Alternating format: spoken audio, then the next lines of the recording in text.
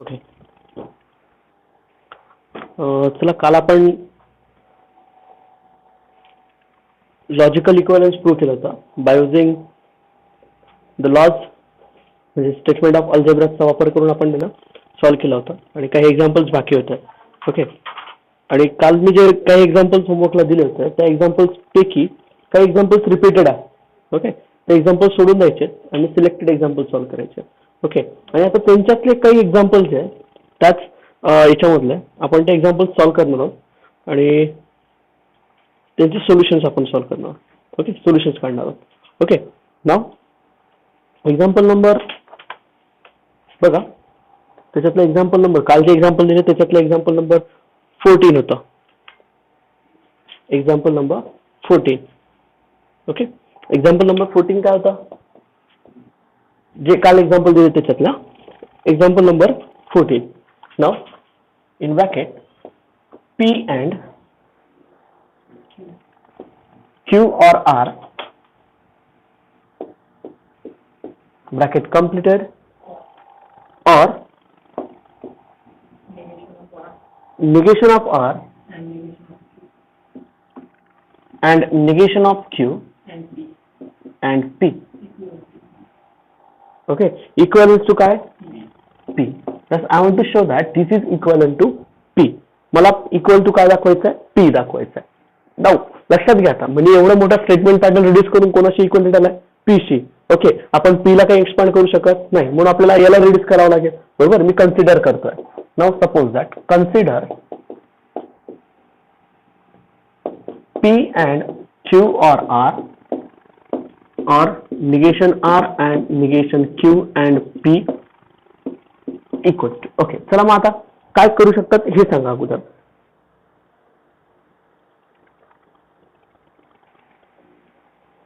Actually use करताना आपण कसं यूज करू शकतो किंवा which value we can rotate it about it now.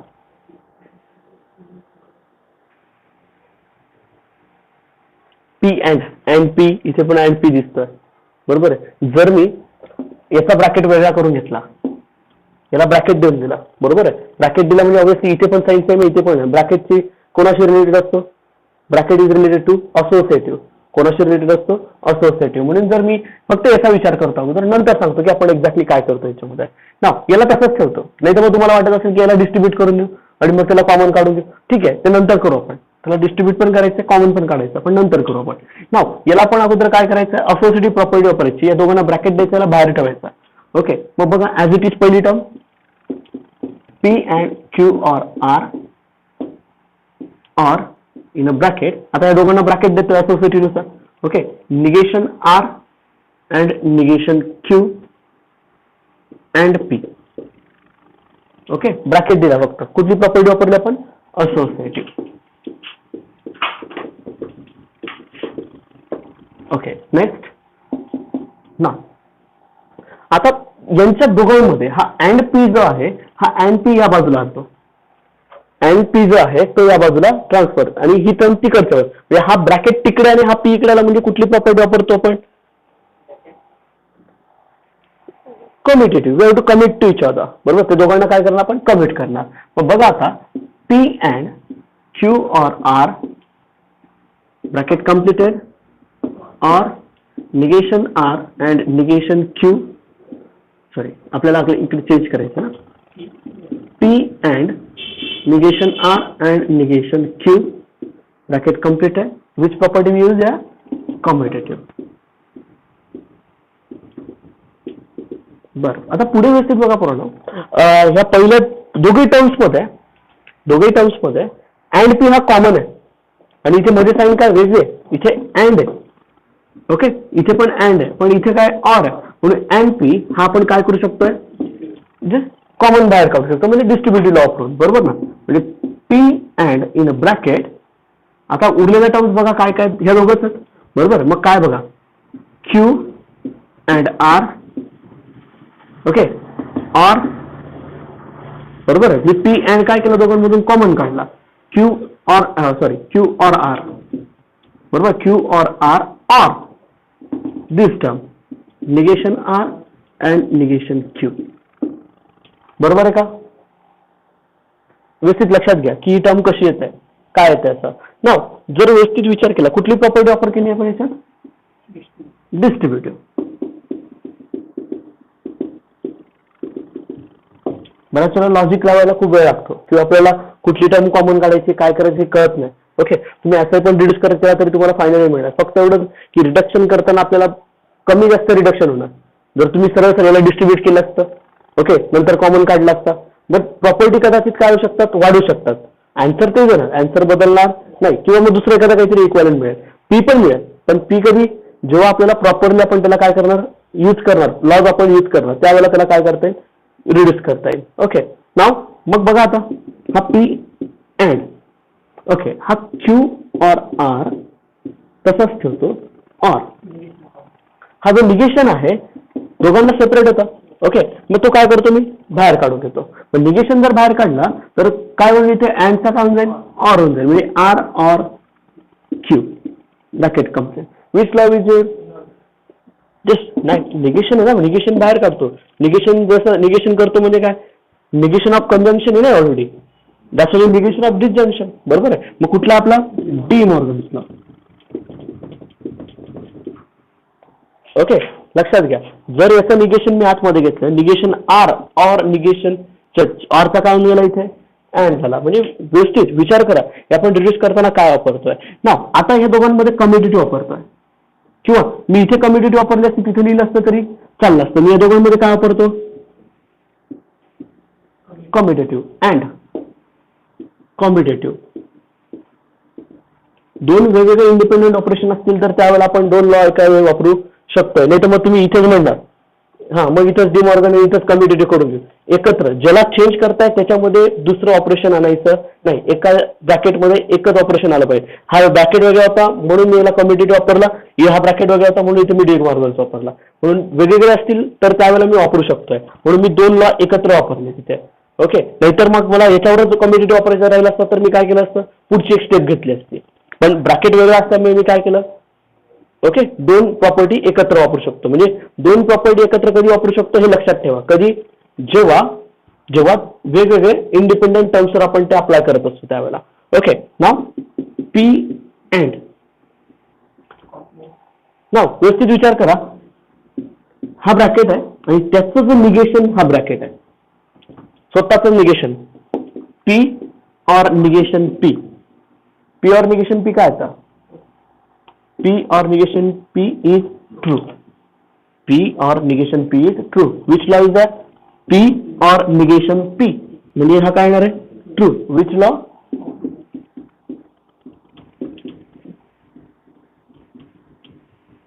Complementary law. बरोबर ना, किंवा कॉम्प्लिमेंट लॉ. नाव मग P and true, P the last identity law मधला चौथा लॉ. ओके, काय P आयडेंटिटी लॉ. मग बघा आता व्यवस्थित बघा की आपण कुठल्या स्टेपला कुठली प्रोसेस आपण फॉलो करतोय हे लक्षात ठेवा अगोदर. ओके, नाव मग आपण काय करत होतो लक्षात घ्या की ह्या ब्रॅकेटला थोडीशी ऍडजस्टमेंट केली. कारण दोघांमध्ये काय होता, अँड होता. मी असोसिएटिव्ह वापरला आणि हा काय केला, निगेशन आणि निगेशन या बाजूला ठेवलं आणि अँड पी ला बाजूला ठेवलं. ओके, मी काय केलं, असोसिएटिव्ह वापरला, फक्त ब्रॅकेट बदलून घेतला किंवा त्याला ब्रॅकेट दिला, असं काहीतरी मी केलं. मग मी काय केलं, हा अँड पी जो होता तो या बाजूला ट्रान्सफर केला, इकडच्या बाजूला. कशानुसार केला, हा ब्रॅकेट तिकडे आणि अँड पी इकडे आणला, म्हणजे कुठल्या लॉनुसार, कम्युटेटिव्ह लॉनुसार. मग हा ब्रॅकेट आणि ह्या ब्रॅकेटमध्ये कॉमन कोण होता, पी अँड. कॉमन कोण निघाला, पी अँड. म्हणजे कॉमन काढू शकतो, म्हणजे तो लॉ कुठला असतो, डिस्ट्रीब्युटिव्ह. कधी कॉमन काढू शकतो, जेव्हा इथे वेगळी साईन असेल याच्यापेक्षा. इथे वेगळी साईन होती, इथे ऑर आहे, इथे अँड आहे, म्हणून मी पी अँड काय केला, कॉमन बाहेर काढला. ब्रॅकेटमध्ये उरताना ही एक टर्म उरली आणि ही एक टर्म उरली, दोघे टर्म लिहिल्यात आणि मध्ये कोण आला, ऑर आला. Which law is your, distributive law. Okay, now नंतर आता लक्षात घ्या, मी याच्या दोघांमध्ये काय वापरला, याच्या दोघांमध्ये काय वापरलं मी, commute. Just commute to each other. Okay, जर मी निगेशन बाहेर काढला तर just you have to De Morgan's law. बरोबर, डी मॉर्गन्स लॉ वापरताना आपल्याला अँडचा काय झाला, ऑर झाला. बरोबर, मग निगेशन पण बाहेर निघालं. मग विच लॉ, डी मॉर्गन पण आणि कम्युटेटिव्ह पण. मग या ब्रॅकेटवर कुठला अप्लाय केला मी, कम्युटेटिव्ह, आणि या ब्रॅकेटवर डी मॉर्गन. म्हणून लक्षात घ्या की लॉस कुठले यूज केलेत. आणि जर पूर्ण व्यवस्थित पूर्ण ब्रॅकेट बघितलं तर दॅट वन इज हा ब्रॅकेट आहे आणि ह्याच ब्रॅकेटचा निगेशन इथे आलाय, बरोबर ना, ह्या ब्रॅकेटचा निगेशन इथे आलाय आणि जर त्याचाच निगेशन असेल आणि मध्ये जर ऑर असेल तर ती व्हॅल्यू काय असते, ट्रू असते. म्हणून मी याची व्हॅल्यू काय घेतली, ट्रू घेतली. That's why is a true. म्हणून याला काय म्हणणार मी, कॉम्प्लिमेंटरी. ओके, नाव मग पी अँड ट्रू काय असतो, P. That's why is an identity law. Okay, that's why is my 14 number example. Okay,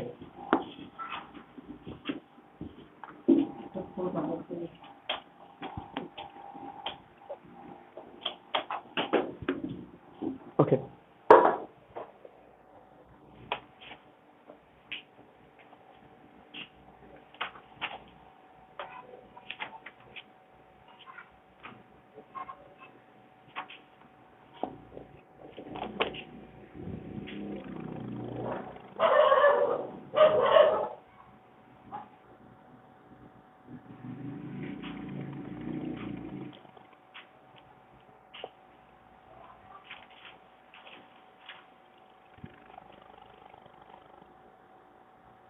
okay, चौथ्या नंबरचं पण एक्झाम्पल थोडंसं हार्ड होतं.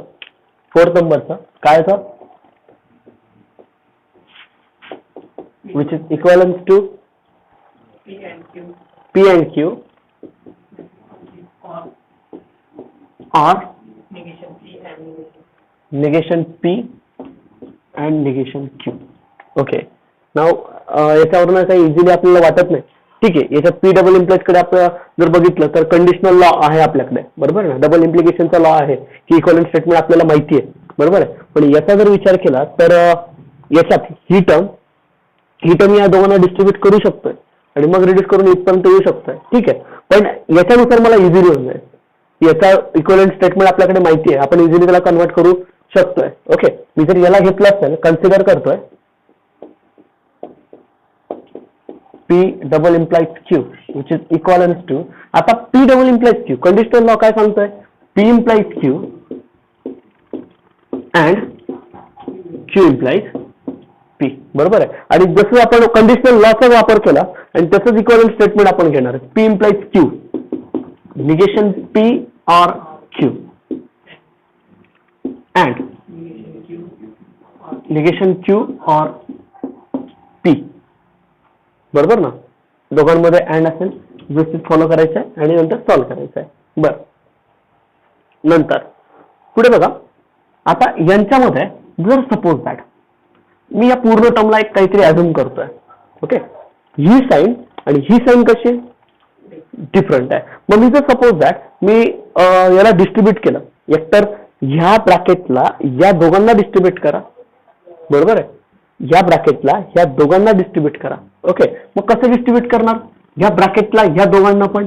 मग बघा आता निगेशन P ही पूर्ण टर्म डिस्ट्रीब्यूट करू ना आपण, ही टर्म याला डिस्ट्रीब्यूट करायची निगेशन P ला. मग काय, and negation Q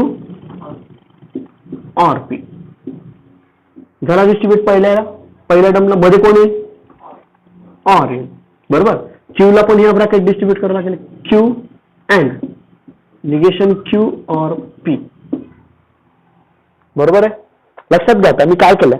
okay, me generally आपण घेताना काय करतो, डिस्ट्रीब्यूट करताना ही पूर्ण टर्म काय करतो आपण, ह्या दोघांना पण डिस्ट्रीब्यूट करतोय. Okay, as it is distribute करतोय. म्हणजे बघा आता परत यांच्या दोघं ब्रॅकेट्स मध्ये डिस्ट्रीब्युशन वापरतोय का, कारण मधली आणि बाहेरची साईन कशी डिफरंट आहे. इथे पण मधली आणि बाहेरची साईन डिफरंट आहे. अप्लाय करा डिस्ट्रीब्यूटिव्ह लॉ. आपण इथे कुठला लॉ वापरला होता, इथे सुद्धा कंडिशनल लॉ होता ना, इथे सुद्धा कंडिशनल लॉ होता. इथे कुठला वापरला, डिस्ट्रीब्युटिव्ह. आता परत कुठला वापरणार आहे, डिस्ट्रीब्युटिव्ह. मग बघा आता डिस्ट्रीब्युशन कसं असेल. आता निगेशन P डिस्ट्रीब्यूट केला, negation P and negation Q, मध्ये कोण येईल, R. पुढे निगेशन P अँड, कारण अँडला डिस्ट्रीब्यूट करतो ना, negation P and distribute to negation Q, negation P and distribute to P or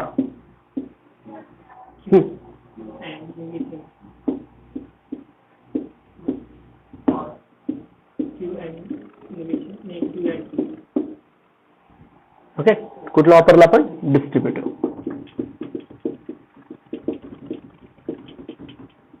okay, पुढे बघा आता. ना आता व्यवस्थित बघितलं तर ही एक टर्म बघा व्यवस्थित, ही पण एक टर्म बघा. ओके, मला ही टर्म प्रूव्ह करायची ना, याच्यावर पण थोडं कॉन्सन्ट्रेट ठेवायचं की फायनली काय प्रूव्ह करायचं आहे ना. ही टर्म ऍज इट इज राहील का? ही टर्म ऍज इट इज राहील. पी अँड निगेशन क्यू काय commit P negation P and P आहे ना, डायरेक्ट पण वापरलं तरी चालेल. कुठला लॉ? स्वतःच निगेशन येतं ना त्याच्यामध्ये, म्हणजे कुठलाही कॉम्प्लिमेंट लॉ आहे. मग कॉम्प्लिमेंट लॉ अँड असल्यामुळे काय होईल? तो फॉल्स येईल. Or false. बरोबर, मधली sign or, false, false or.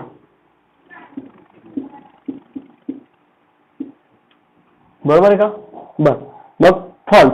Okay, कुठला वापरला आपण? दोघांमध्ये कॉम्प्लिमेंटच वापरलाय ना, दाखवण्याचा कॉम्प्लिमेंट लॉ. बर, पुढे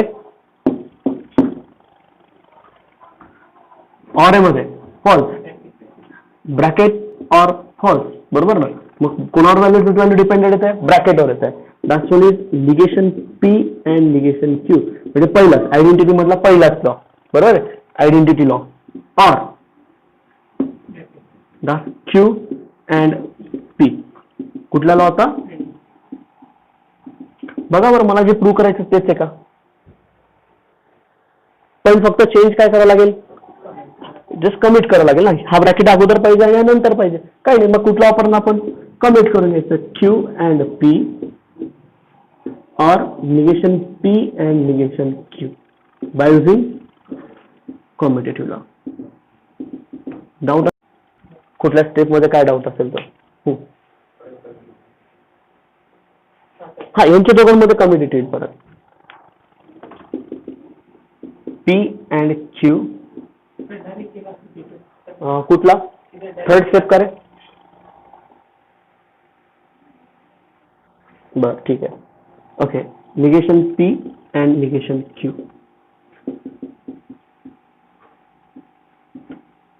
ह्या स्टेप मध्ये करायचं असं नाही, इथे एकत्र नका वापरू, कारण दोघं ब्रॅकेट चेंज करतो ना आपण, त्यामुळे इथे नाही वापरायचं. जर हा वेगळा राहिला असता, हा वेगळा राहिला असता, तर त्यावेळेला आपण कम्युनिटी वापरू शकत होतो. पण कसं आहे, या दोघं ब्रॅकेटलाच आपण इंटरचेंज करतोय ना, आणि वेगळ्या तुम्ही कम्युनिटी वापरू नाही शकत. कधी वापरू शकता? दोन ऑपरेशन एका वेळेला, जेव्हा इंडिपेंडेंट असेल, किंवा सपोज ह्या ब्रॅकेटमध्ये करताय, ह्या ब्रॅकेटमध्ये दोघं वेगवेगळे ठिकाणी, मग त्यावेळेला तुम्ही करू शकता असं. हा, तसंच आता हे दोघं ठिकाणी आपण डिस्ट्रीब्युशन दोघं वेगवेगळ्या ब्रॅकेटमध्ये केलेत ना. आता इथे जर म्हटलं तर डिस्ट्रीब्युट एकच वेळा वापरला.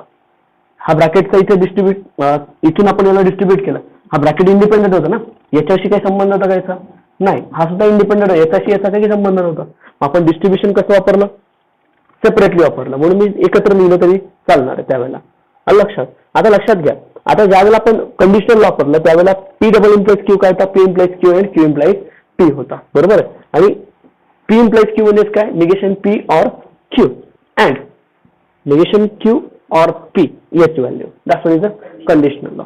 नंतर पुढे बघा, आता नाव हा जो ब्रॅकेट आहे, बरोबर, एक लक्षात घ्या, आपण ज्या वेळेला suppose that P and Q or R जर घेतला, काय सांगतोय? P and Q or R जर घेतला तर आपण अँड बाहेर आहे का? इथे ऑर घेऊ आणि इथे अँड घेऊ. ओके, अँड आर हा पी ला पण डिस्ट्रीब्यूट होतो आणि क्यू ला पण डिस्ट्रीब्यूट होतो. मी असं अजून करतो की हा जो आर आहे हा माझा पूर्ण अँड ब्रॅकेट आहे. बरोबर आहे, हा पूर्ण आर आहे माझा. बरोबर ना. मी काय केलं? हा अँड आर काय केला मी? हा अँड आर काय केला? डिस्ट्रीब्यूट टू पी, जी term distribute to negation P distribute केली का बघा. ओके, कोणाला? निगेशन पी ला. ओके, मध्ये साईन कुठली येणार आहे? ऑर. नंतर तीच टर्म कोणाला डिस्ट्रीब्यूट करायची? क्यू ला. Distribute it. बरोबर आहे. नंतर ज्या वेळेला ह्या पूर्ण ब्रॅकेटचं डिस्ट्रीब्युशन मी ज्या वेळेला वापरलं, त्यानंतर मी परत त्याच्यामध्ये साईन दोघांचे डिफरंट असल्यामुळे मी काय केलं? निगेशन पी अँड या दोघांना काय केलं? डिस्ट्रीब्यूट केला. बरोबर. नंतर क्यू अँड ह्या दोघांना परत काय केला? डिस्ट्रीब्यूट केला. लक्षात घ्या की आपण डिस्ट्रीब्यूट कसं केलं, आणि डिस्ट्रीब्यूट केल्यामुळे काय झालं? सगळ्यांना स्पीड करून दिलं, पसरवून दिलं फक्त. ओके, जसं टप्प्याटप्प्याने काय केलं मी पसरवून दिलं. जेव्हा तुम्ही कॅल्क्युलेशन करता त्यावेळेला त्याला डिस्ट्रीब्यूट करत करत पसरवून द्यायचं आणि मग त्याच्यानंतर काही कॅन्सल होतं. बऱ्याच वेळेला रिड्यूस केल्याने कॅन्सल होतं, बऱ्याच वेळेला एक्सपांड केल्याने कॅन्सल होतं. इथे एक्सपांड केल्याने कॅन्सल झाले, हे एक्सपांड केलेत म्हणून कॅन्सल झाले. बरोबर ना. हे इथे काय झालं, ही टर्म ॲज इट इज राहिली, हा काय आला फॉल्स आला कॉम्प्लिमेंट लॉने, हा सुद्धा काय आला फॉल्स आला आणि ही टर्म तशीच राहिली. बरोबर आहे. नंतर काय वापरलं दोघांमध्ये आयडेंटिटी लॉ. आयडेंटिटी लॉने ह्या ब्रॅकेटवर व्हॅल्यू डिपेंडेंट येते, इथे सुद्धा ब्रॅकेटची व्हॅल्यू डिपेंडेंट येते म्हणून दोघांमध्ये साईन होती ऑर. फक्त काय केलं आता कमिट केलं एकमेकांना, ब्रॅकेट कमिट केलं, ब्रॅकेट कमिट केल्यानंतर पी आणि क्यू नंतर कमिट केलं, झालं. मला जे प्रूव्ह करायचं होतं ते प्रूव्ह होतंय फक्त. ओके, याला एक 2-3 वेळा तुम्ही सॉल्व्ह केलं ना तर त्यावेळेला तुम्हाला कळायला लागेल की आपण एक्झॅक्टली काय करतोय असं. त्याला स्वतः ज्या वेळेला सॉल्व्ह करशाल त्यावेळेला बरेचसे पार्ट तुमचे क्लिअर होतील. बर,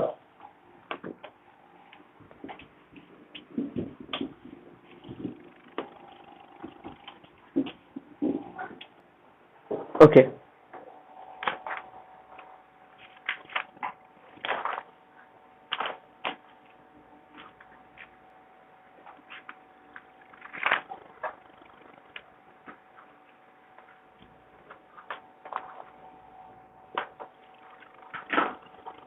जे 15 नंबरचं एक्झाम्पल होतं त्याच्यामध्ये थोडासा चेंज करायचा होता. 15 नंबरचं एक्झाम्पल असं काहीतरी होतं, पी ऑर आय थिंक जे झालं पण असेल एखाद्याला, Q and negation Q equivalent to P पाहिजे. तिथे सॉल्व्ह झालाय ना, तिथे काय पाहिजे पी पाहिजे. ओके, नाव लक्षात घ्या आता. ट्रू पण घेतलं, ठीक आहे ना, बघू ना आपण याची व्हॅल्यू काय ती बघू, नंतर आपण त्याला ठरवू इक्वलंट काय असं याची व्हॅल्यू काय, कारण तो इक्वलंट काय तो आपल्याला व्यवस्थित क्लिअर नाही. ओके, कधी जे पुस्तकातल्या ते बरेचसे न्यू बुक्स असल्यामुळे काही ठिकाणी मिस्टेक होऊ शकतात. ओके, नाव याच्यावर विचार केला तर आपण काय करू शकतो बरं. क्यू अँड निगेशन क्यू काय येणार, Q and negation Q false, complement लॉने काय येणार आहे फॉल्स येणार आहे. म्हणजे P or false by using complement law. आणि कॉम्प्लिमेंट लॉ नुसार जर घेतला विचार केला तर हा पीस येणार आहे आयडेंटिटी लॉ नुसार. म्हणजे तिथे इक्वल टू काय पाहिजे पीस पाहिजे. ओके, ट्रू नाही घेऊ शकत ना आपण. हा, साईन चेंज झाली असती तर आपण असं वापरला असता किंवा काहीतरी केलं असतं. ठीक आहे, साईन चेंज झाली असती तर आपण याला ब्रॅकेटला करून घेतलं असतं, इथे अँड राहिला असतं तर मग इथे जी व्हॅल्यू असेल मग फॉल्स झाला असता. बरोबर, इथे जर अँड राहिला असता तर इथे फॉल्स आला असता इथे. बरोबर ना, इथे अँड राहिला असता तर. ओके, म्हणजे इथे कुठेतरी मिस्टेक झाली असेल, काय इथे फॉल्स असेल एकतर इथे पी असेल, दोघां म्हणजे इथे अँड असेल एकतर इथे पी असेल, दोघांपैकी काहीतरी चेंज होईल. ओके, हे 15 नंबरचं एक्झाम्पल बघा. नंतर 16 नंबरचं एक्झाम्पल, 16 नंबरचं याचं आपण लॉजिकल याच्यात ऍप्लिकेशन मधलं घेतोय ना आपण. 11 नंबरचं सेम आहे का. हा, ते झालंय बरोबर, टर्मिनेटेड पण झालं, आपण टप्प्याटप्प्याने त्याला सॉल्व्ह केलं होतं. ठीक आहे. 12 नंबरचं, सॉरी 17 नंबरचं ते नाही झालंय का. ठीक आहे, 17 नंबर बघा.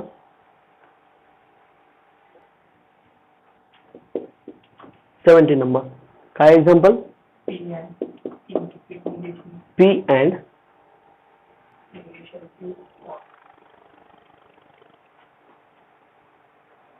इथं चुकलंय रे, लिहिताना चुकलंय.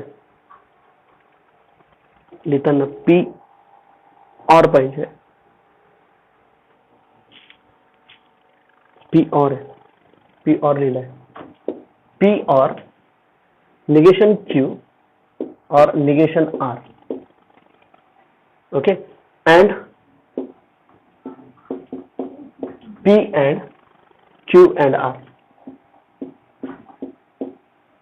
which is equivalent to P. हेच आहे ना एक्झाम्पल. हां, मग इथे ऑर का. ठीक आहे. बघा आता काय करता येईल आपल्याला याच्यामध्ये व्यवस्थित बघा की आपल्याला डिस्ट्रीब्यूट करता येईल की रिड्यूस करता येईल की मग एखादा कॉमन आपल्याला काढता येईल. इथे ऑर आहे, इथे पण ऑर आहे. ओके, मग बघा आता डिस्ट्रीब्युशन आपण जर कन्सिडर केलं असेल याचे P or negation Q or negation R and P or Q and R. आता व्यवस्थित बघा की या दोघांमधलं आपल्याला फरक काय असेल, किंवा मग आपण ज्यावेळेला ऑब्झर्व करतो त्यावेळेला ऑब्झर्व करताना आपल्याला पूर्ण स्टेटमेंट पॅटर्नला काय करावं लागेल, ऑब्झर्व करावं लागेल, बरोबर ना. मग ऑब्झर्व जर केलं तर दोघही ब्रॅकेटचा जर विचार केला तर दोघही ब्रॅकेटमध्ये मला काहीतरी कॉमन दिसतोय, पी ऑर, पण दोघांच्या मध्ये साईन कुठली, अँड. मग मी त्यावेळेला कॉमन काढेल. जर इथे ऑर आला असतं तर कॉमन काढता आला नसता, लक्षात ठेवा. मग पी ऑर काय करेल मी, कॉमन बाहेर घेईल. मग पी ऑर कॉमन काढला, ब्रॅकेटमध्ये कोण राहील, हा ब्रॅकेट आणि हा एक ब्रॅकेट राहील. मग काय राहील बघा, निगेशन क्यू और निगेशन आर, बरोबर, अँड क्यू अँड आर. मागच्या एक्झाम्पल सारखंच झालं, ते एका एक्झाम्पल सारखं. हा काय वापरला आपण इथे, डिस्ट्रीब्युटेडला.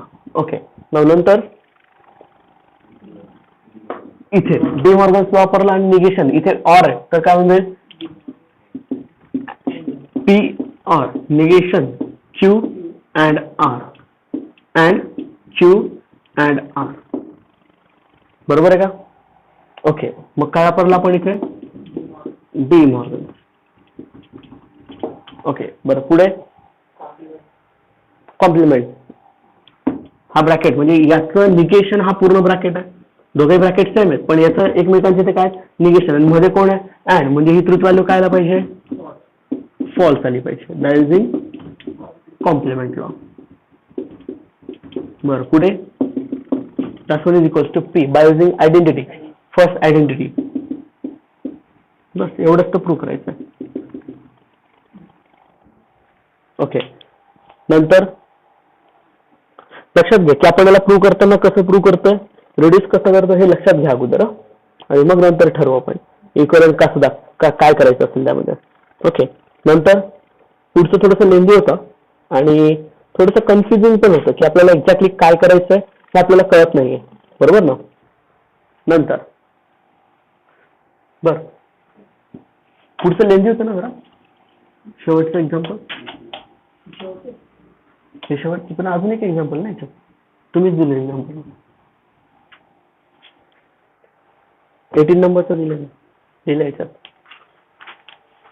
नो, 18 नंबरचा एक्झाम्पल काय, P and Q and negation P and Q and negation P, or negation P and Q and R,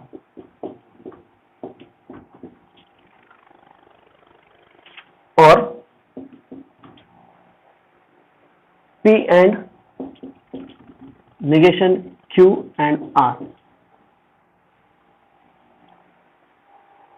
which is equivalent to R and, in bracket, negation P and Q, negation P and Q, or P and negation Q. बर, बघा आता काय करता येईल बघा. या 3 brackets आहेत, 3 ब्रॅकेटच्या मधली साईन सेम आहे आणि 3 ब्रॅकेटची बाहेरची जी साईन आहे ती सेम आहे, बरोबर ना. ब्रॅकेटच्या मध्ये अँड आहे, बरोबर, आणि ब्रॅकेटच्या मध्ये कुठली ऑर आहे, बरोबर आहे. नंतर इथे कोणीतरी बाहेर काढलाय आर अँड, बरोबर, याला पण आणि याला पण. मग आपल्याला एकतर त्याला एक्सपांड करा, एकतर याला रिड्यूस करा, एकतर याला एक्सपांड करा, आणि काय एकदम सिम्पली रिड्यूस केलं किंवा एक्सपांड केलं तरी काय हरकत नाही. तुम्ही त्याला डिस्ट्रीब्यूट करून घेतलं अँड आरला, ह्या अँड आरला ह्या दोघं ब्रॅकेटला डिस्ट्रीब्यूट केलं, परत अजून त्याच्यामध्ये डिस्ट्रीब्युशन वापरलं तर तुम्हाला हेच परत मिळणार, बरोबर. आणि इझिली याला रिड्यूस केलं तरी काय, रिड्यूस करण्यासाठी आपल्याला काहीतरी कॉमन काढावा लागेल, एवढं आपल्याला बघावं लागेल, बरोबर. मग आपल्याला यांच्यामध्ये कॉमन कोण दिसतंय, किंवा याच्यात रिड्यूस, सपोज मी याच्यावरून याला प्रूव्ह करतोय, बरोबर, याच्यात कॉमन कोण दिसतंय सेकंड मध्ये, किंवा मग आपल्याला एखादी टर्म सेम करण्यासाठी आपल्याला काही कमिट केलं तर चालेल का,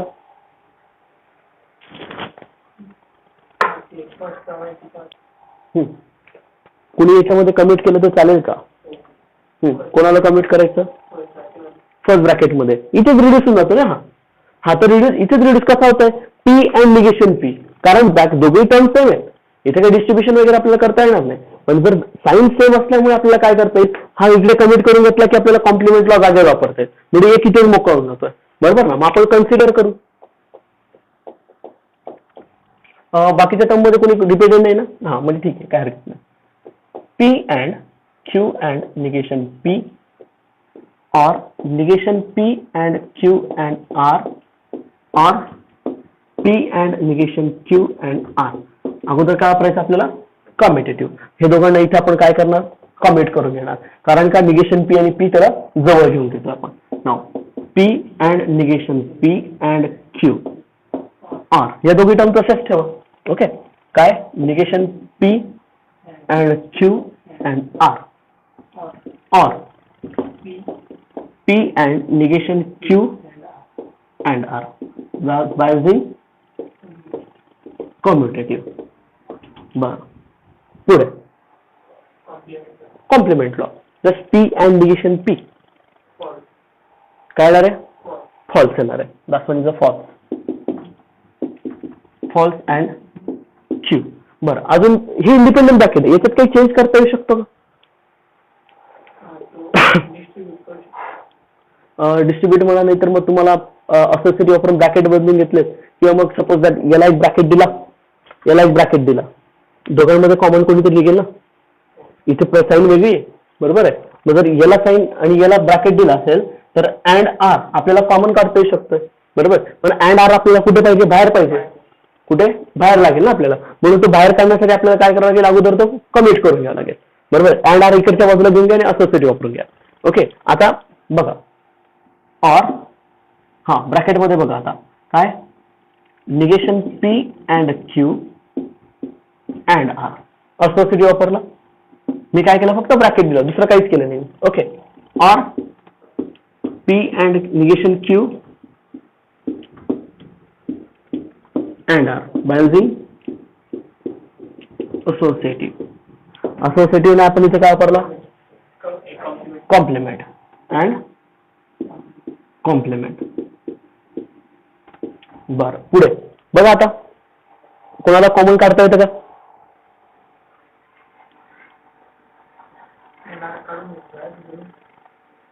कॉमन काढता येईल का आपल्याला? हा याचा हा कॉमन जो काढतोय ना आपण, याला शेवटी पण कम्युटेटिव्ह वापरला तरी काही प्रॉब्लेम, बाहेर काढून येतात नंतर वापरला तरी चालेल. मग आता याची व्हॅल्यू काय येते? हा व्हॅल्यू काय येईल? पण just false and Q. False and Q just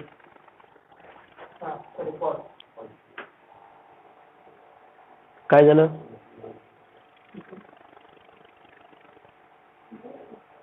दिसत नाही रे आता.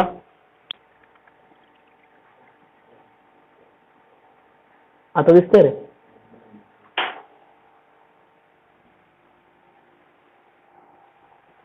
बरं ठीक आहे, थोडं मोठं हँड रायटिंग करतो. ठीक आहे. याच्यामध्ये फॉल्स अँड क्यू आहे, और negation P and Q and R और P and negation Q and R. Okay. Now मग विच इम्प्लाइज दॅट. ओके. आता फॉल्स अँड क्यू फॉल्स येणार आहे, बरोबर आहे. जस्ट फॉल्स येणार आहे, बरोबर. और that's what is identity law. Okay. आता याच्यामध्ये आपण दोन टर्म घेतोय आणि या काय करतोय? आपण कॉमन बाहेर काढतोय अँड आरला. म्हणजे काय? निगेशन P अँड Q मध्ये कोण आहे? और हा P अँड निगेशन Q बाहेर कोणाला काढलं? अँड आरला. मग दोन लॉ वापरले आपण याच्यामध्ये, दोघं, कारण याचा आणि याचा काही संबंध नव्हता, बरोबर. मी इथे म्हणून एक वापरला आणि इथे एक म्हणून वापरलाय, बरोबर आहे. म्हणजे काय? इथे कुठला वापरला आपण? एक आयडेंटिटी वापरलाय आणि दुसरा कुठला वापरलाय आपण? डिस्ट्रीब्युटिव्ह वापरलाय. ओके. मग आता फॉल्स और दिस term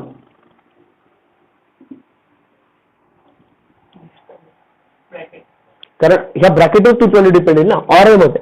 false or identity law वापरावा लागेल, म्हणजे या ब्रॅकेटवर माझी ट्रूथ व्हॅल्यू काय असेल, डिपेंडेंट असेल. म्हणजे हा काय असेल obviously negation P and Q or negation P and Q or P and negation Q. Okay, bracket complete and R. Which law is here? This false and ना false or ना म्हणजे कुठला आयडेंटिटी लॉ असतात. As one is a identity law. Then next commit. काय नाही, फक्त and हा इकडच्या बाजूला घ्यावा लागेल. R and हा ब्रॅकेट मध्ये negation P and Q or P and negation Q. Okay, that one is a commutative. तरी चालेल. बघा आता that one is an equivalence. दोघे काय येणार आहेत माझे, इक्वलन्स येणार आहेत. ओके, लक्षात घ्या की आपण एक्झॅक्टली प्रूव्ह करताना आपण एक्झाम्पल्स याच्या व्यतिरिक्त आपले एक्झाम्पल्स नाही आहेत किंवा याच्यापेक्षा हाय लेवलचे एक्झाम्पल तुम्हाला येणार नाही. याच्या रिलेटेड तुम्हाला काय असेल मोस्ट ऑफ हेच, याच्या व्यतिरिक्त एवढेच लॉ वापरायचे, जास्तीत जास्त एवढ्याच लॉचा आपल्याला वापर करायचा आहे. एकतर आपल्याला थोडेसे हार्ड लेवलचे एक्झाम्पल जास्तीत जास्त असे असू शकतात. याच्या व्यतिरिक्त याच्यापेक्षा जास्त लेवलचे हार्ड एक्झाम्पल येणार नाही, किंवा मग तुम्ही 2-3 वेळा जरी जरा सॉल्व्ह करून ठेवलं तरी तुम्हाला इझिली काय करता येणार, सॉल्व्ह करता येणार. म्हणून लक्षात घ्या की आपण ह्या टाईपचे एक्झाम्पल ज्या वेळेला घेतोय त्यावेळेला एक कलेक्शन आहे ह्या एक्झाम्पल्सचं. तुमच्या बुकमधले जेवढे एक्झाम्पल आहेत तेवढे एक्झाम्पल याच्यात संपतात याच्या रिलेटेड, बरोबर ना. Equivalence, logical equivalence without using truth table prove that म्हटलंय, बरोबर ना. याच्यात अजून कुठले एक्झाम्पल येऊ शकतात,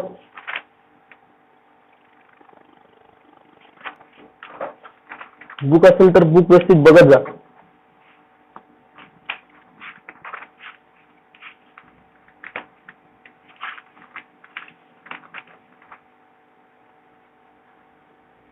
तुमचे एक्सरसाइज 1.4 मधले 2 क्वेश्चन कंप्लीट होत आहेत ना. एक्सरसाइज 1.4 मधल्या क्वेश्चन नंबर 2 काय नाही, इफ अँड देन मध्ये लिहायचं असतं ना. त्याच्यात पी स्टेटमेंट क्यू स्टेटमेंट ओळखायचं आणि त्यानंतर त्याला त्या पद्धतीने सॉल्व्ह करावं लागणार. ठीक आहे, ते पण एक्झाम्पल आपण घेऊ. ओके, तुमच्या मिसलेनियस एक्सरसाइज मधला फर्स्ट क्वेश्चन ऑब्जेक्टिव्ह आहे, सेकंड क्वेश्चन ऑलरेडी झालाय, थर्ड पण झालाय, फोर्थ पण झालाय, फिफ्थ पण झालाय, सिक्स्थ पण, 7 पण झालाय. ओके, 9 नंबरचा पण झालाय, using truth table to the logical equivalence. 10 number पण झालाय, 10 आणि 11 पण. ओके, 11 पर्यंतचे तुमचे मिसलेनियस मध्ये सांगतोय, मिसलेनियस मधले सगळे एक्सरसाइज मधले एक्झाम्पल झाले. इव्हन तुमच्या एक्झाम्पल जे लिस्ट आहे त्या एक्झाम्पल पेक्षा जास्त एक्झाम्पल आपले याच्यामध्ये होत आहेत. त्यामुळे लक्षात घ्या की तेवढे जे एक्झाम्पलची आपण लिस्ट घेतली ते एक्झाम्पल तुमचे परफेक्ट असायला पाहिजे. ओके, ह्या एवढ्या एक्झाम्पल मध्ये तुमचे इम्पॉर्टंट क्वेश्चन असणार आहेत. ओके, आणि ती तुमची टेस्ट होईल, त्या टेस्ट सुद्धा एवढ्या एक्झाम्पलच्या मधलेच क्वेश्चन कुठले तरी असतील. म्हणून लक्षात ठेवायचं की आपण एक्झाम्पल्स हे परत 2-3 वेळा व्यवस्थित सॉल्व्ह करून ठेवायचे. ओके, ह्याच एक्झाम्पल, याच्या व्यतिरिक्त एक्झाम्पल मध्ये टेस्ट ठेवणार, यांच्यामधलेच कुठले तरी 2-4 एक्झाम्पल असतील त्या रिलेटेड 3-3 मार्काचे, 4-4 मार्काचे असतील आणि ते एक्झाम्पल्स तुम्हाला माहिती असायला पाहिजे की आपण एक्झाम्पल सॉल्व्ह करून ठेवले असं. ओके, आणि लवकरच तुमची टेस्ट होईल. आता पुढचा जो पार्ट आहे, पुढचा म्हणजे आपला स्विचिंग सर्किटचा. ओके, स्विचिंग सर्किटचा पार्ट आपण उद्या स्टार्ट करणार आणि स्विचिंग सर्किट मध्ये आपल्याला मेन टॉपिक जे असतील ते मेन टॉपिक मी तुम्हाला त्या पद्धतीने सांगेल. अगोदर डेफिनेशन आपल्याला क्लिअर करावं लागतील आणि मग पुढे आपल्याला पुढचा पार्ट घ्यावा लागेल. आलं लक्षात. स्विचिंग सर्किट हा एक महत्वाचा भाग आहे की जर क्वेश्चन आला तर 4 मार्काचा क्वेश्चन याच्यावर येतो. ओके, जर 4 मार्क्सला, बरोबर ना, हा 4 मार्क्सचा क्वेश्चन तुम्हाला स्विचिंग सर्किटवर येऊ शकतोय. म्हणून लक्षात ठेवा की स्विचिंग सर्किट हा एक महत्वाचा भाग असेल. स्विचिंग सर्किट मध्ये 2 महत्वाचे भाग असतात. ते महत्वाचे भाग, एक स्विचिंग कन्स्ट्रक्ट करता आलं पाहिजे आणि कन्स्ट्रक्ट वरनं आपल्याला स्विचिंग स्टेटमेंट पॅटर्न काढता आला पाहिजे आणि इव्हन त्याला रिड्यूस करता आला पाहिजे. आपण जसं आता कसं केलंय, रिड्यूस केलं किंवा आपल्याला इक्वलंट दाखवायचं आहे, हे तिथेच आपल्याला तेच करायचं की आपल्याला कमीत कमी याच्यामध्ये रिड्यूस करता आलं पाहिजे. ओके, आणि ते रिडक्शन वगैरे आपल्याला तिथे बघायचं आहे आणि एकदम सोपा पार्ट असेल. फक्त एवढंच की थोडंसं तिथे थिअरॉटिकल पार्ट आहे, हा एक महत्वाचा भाग त्याच्यामध्ये. ओके, ठीक आहे. बाकीचं आपण याच्या रिलेटेड उद्या बघू. उद्या आपण स्विचिंग सर्किटला, ऍप्लिकेशन ऑफ स्विचिंग सर्किट आपण स्टार्ट करणार. ओके, याच्या रिलेटेड